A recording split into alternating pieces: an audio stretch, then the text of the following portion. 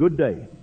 Today's readings are from Acts chapter 2, verses 1 through 11, the account of Pentecost, when a rushing wind fills the upper room, tongues of fire rest upon each disciple, and they begin speaking in languages they had never learned. And from the letter to the Romans, chapter 8, verses 8 through 17, Paul declaring that those who live in the Spirit are no longer in bondage to the flesh, for they have received a spirit of adoption and may cry out to God as Father. And from the Gospel of John, chapter 20, verses 19 through 23, the risen Christ passing through locked doors to reach his frightened disciples, breathing upon them and saying simply, "Receive the Holy Spirit." Now let me tell you what these readings are really saying. When they were gathered in that upper room, all in one accord, a sound came from heaven as of a rushing mighty wind. I want you to understand what the upper room truly is. It is not a physical location in Jerusalem. It is the elevated state of consciousness.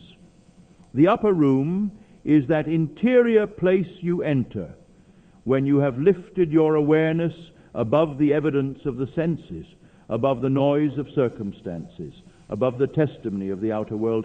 When you go within, truly within, to that high and quiet place, something rushes in, not from outside yourself, from the very depths of I am. That wind is not weather. It is the creative power of your own consciousness beginning to move. Notice that the fire rested upon each of them individually, not upon one great teacher alone, not poured out upon a single chosen head, but upon each person in that room. Because the truth of Pentecost is this: the Holy Spirit is not an external visitor granted to a lucky few.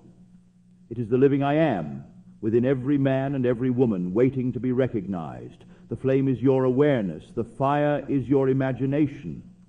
And when that imagination is truly awakened, when you begin to live from the state you desire rather than the state you merely observe, you begin to speak in every tongue.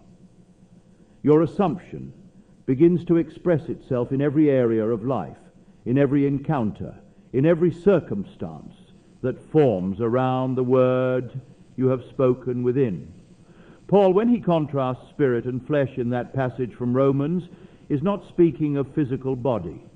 He is speaking of two ways of living. To live in the flesh is to live entirely in reaction to what your senses report. To see lack and call it permanent. To see the locked door and believe you are trapped. To live in the Spirit is to know that the I am within you is the creative cause of all that appears, not the effect of it.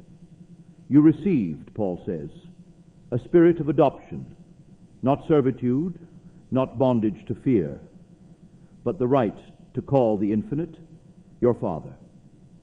That word, Abba, is deeply intimate. It means you and the creative power of the universe are not strangers. You are one with it. You always have been. And then there is this extraordinary moment in John's Gospel. The disciples are behind locked doors, afraid. The outer world has frightened them into hiding. And the risen Christ, which I tell you is the awakened imagination, the I am fully expressed, comes through the locked door. No door stops it. No circumstance stops the creative consciousness once it has risen. He breathes on them and says, "Receive the Holy Spirit." The breath, the same breath by which Adam became a living soul in the very beginning, is given again. It is always this simple. You do not earn the Spirit. You do not perform for it. You receive it by turning within, by ascending to the upper room of your own mind and breathing the wish fulfilled into being. Here is your practice today on this feast of Pentecost. Find a quiet moment. Close your eyes and release the noise of the outer world. Then breathe. With each breath, speak the word of your desire, not as a plea, but as a declaration. I am well. I am provided for. I am love. Let the breath carry the assumption. Feel the feeling of the wish fulfilled. Let it rest in you the way that fire rested upon each head. Still, certain alive. This is consecration. Not a ceremony, but the act of setting apart one state of being as your dwelling place. The Spirit moves where it will, and today it moves through you. The fire is already on your head. The wind is already within you. Receive it. Until tomorrow, I love you.